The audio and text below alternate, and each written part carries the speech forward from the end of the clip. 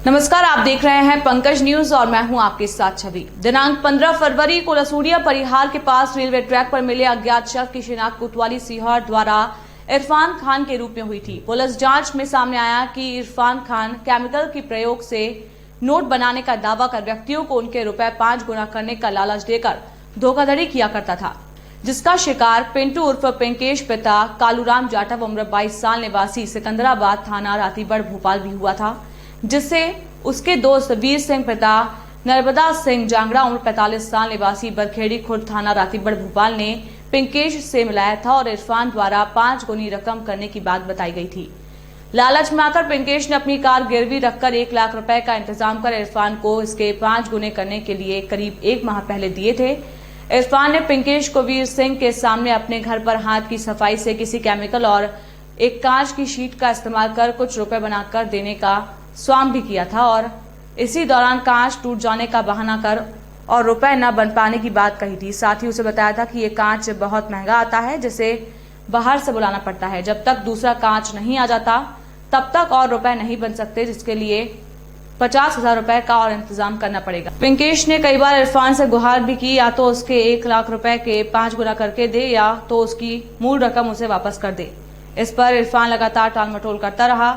इन सब बातों से परेशान पिंकेश ने वीर सिंह के साथ मिलकर इरफान को सबक सिखाने की योजना बनाई।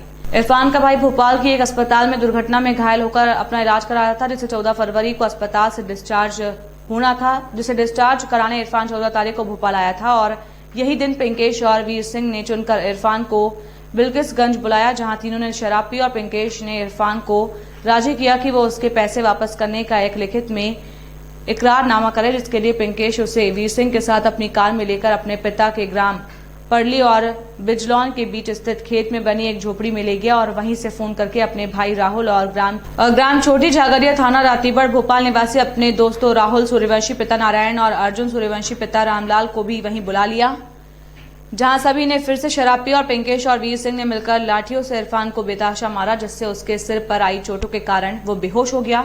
उसके बाद सबूत मिटाने की नीयत से पांचों ने उसे पिंकेश की गाड़ी की डिग्गी में डाला और जमनी पडली के रास्ते होकर उसे लसूड़िया परिहार जोड़ के पास महाकाल ढाबे के पीछे स्थित सुनसान रेलवे ट्रैक पर डाल दिया और इरफान की मोटरसाइकिल भी रेलवे ट्रैक के किनारे फेंक दी, जिससे किसी को उन पर शक न हो और घटना आत्महत्या प्रतीत हो। शव जिस प्रकार से मिला था उससे, क्योंकि मोटरसाइकिल काफ़ी दूर थी घटनास्थल से रेलवे ट्रैक से और कुछ खून के छींटे उधर भी मिले थे, इस कारण से संदिग्ध प्रतीत हो रहा था।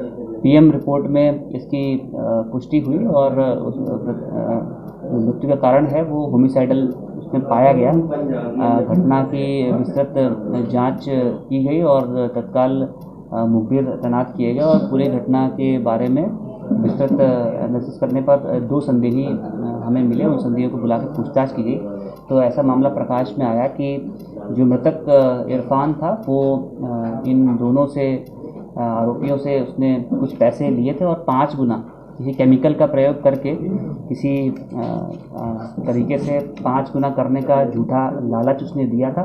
इस लालच में ये दोनों फंस गए थे। इन्होंने कुछ पैसे उसको कई लाख रुपए 5 गुने करने के लालच में दिए थे, जो कि बाद में उसने केमिकल नहीं होने अथवा कांच टूट जाने का बहाना करके अपनी असमर्थता जताई थी पैसे वापस करने में, जिसको लेकर इनका विवाद लगातार चल रहा था। घटना दिनांक को भी मृतक जब भोपाल से लौट रहा था तो इन दोनों ने उसको सुनसान जगह पे बुलाया और वहाँ पे इकरारनामा करने के बहाने अपनी i20 कार में बिठा लिया पैसे वापस करने के बहाने। फिर इन्होंने साथ में शराब पी और विवाद किया। इसके बाद से लाठी से उसको प्रहार किया और मारपीट के दौरान उसकी मृत्यु हो गई, जिस पर से इन्होंने अपने और 3 साथियों को बुलाया और रेलवे ट्रैक पर लाके उसको फेंक दिया।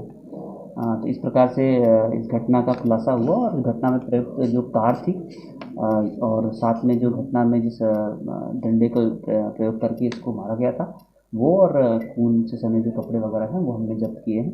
इसके साथ ही इस प्रकार का जो एक गिरोह है जो कि कांच और केमिकल का यूज़ करके पैसे 5 गुना करने का फ्रॉड करते हैं और झूठे इस प्रकार के तांत्रिक विद्याओं के नाम पर लोगों को बेवकूफ़ बनाते हैं, पैसे हड़पते हैं। ऐसे एक आध मामले और हमारे प्रकाश में आए हैं, जिससे कि ऐसा प्रतीत हो रहा है कि कुछ लोगों को इस प्रकार से बनाया जा रहा है, मूर्ख बनाया जा रहा है एक मामला हमने पृथक से बिल्किसगंज थाने में पंजीबद्ध किया, जिसमें भी 3 आरोपी हमने नामजद किए हैं और हम लोगों को जागरूकता के माध्यम से ये अवेयर कर रहे हैं कि इस प्रकार के झांसों में ना आए, किसी भी प्रकार के लालच में ना फंसें।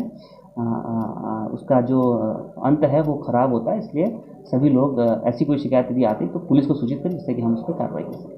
सर, दूसरा नवाचार को लेकर सर दूरस्थ क्षेत्रों से आने वाले शिकायत करता है, क्योंकि यहाँ से कई काफ़ी किलोमीटर दूर रहते हैं, 100 किलोमीटर दूरी रहती है। वहाँ से जो आते हैं छोटी छोटी शिकायतों को लेकर, तो उनके लिए नई सुविधा आरंभ की गई है कि वो एक हमने नंबर जारी किया है शिकायत शाखा का, उस पर यदि कॉल करते हैं या व्हाट्सएप करते हैं तो तत्काल उनको एक समय उनकी सुविधानुसार उपलब्ध कराया जाता है। उस समय पर वो निकटतम थाने चले जाएं। यहाँ से हम मॉनिटर करते हैं कि वो आराम से वहाँ थाने पहुँच जाएं, और वहाँ से हम यहाँ के जो वरिष्ठ अधिकारी हैं, पुलिस अधीक्षक, अतिरिक्त पुलिस अधीक्षक, SDOP, सभी उनसे सीधे वीडियो कॉन्फ्रेंसिंग के माध्यम से वहीं पे उनके घर के पास ही चर्चा करते हैं, और उन्हीं के समक्ष हम जो संबंधित विवेचक होते हैं, थाना प्रभारी होते हैं, उनको उचित निर्देश जारी करते हैं, और उसका समय समय पर हम लोग कॉल बैक करके फीडबैक लेते हैं, कंप्लायंस इंश्योर करते हैं।